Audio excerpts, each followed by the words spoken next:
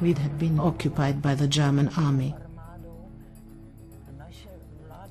Reinhard Heydrich was in charge. He was hard, awful.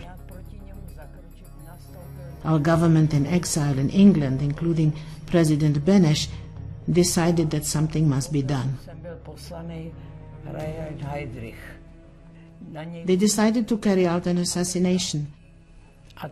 The funeral was on the 4th of June. At the funeral, Hitler said that the Czechs should be punished, that this sort of thing should not be tolerated. And they came up with an idea: to wipe out a village.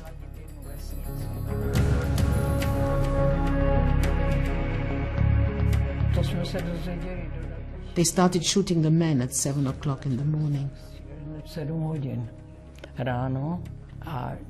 They brought in a cameraman from Prague so they could show Hitler what they had done.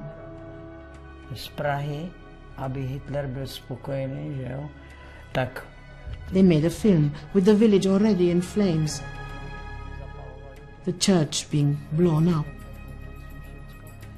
Then they flattened the ground.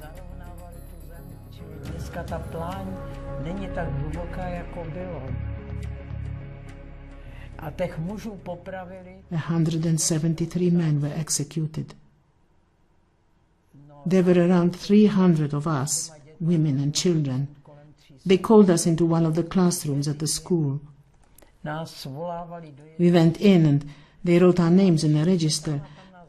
An officer stopped at me and wanted to put me with the children, but he looked again at my date of birth, and that saved my life. I was put with the women and not the children. And this is the biggest tragedy of the whole Lidice story. On the 3rd of July they let them write home. Those cards were stamped with the date 5th of July. But by that time the children were already dead. They took them to Chelm, put them in gas lorries. They massacred 82 children. We women were sent on a slow train and arrived on 14th of June in Ravensbrück concentration camp.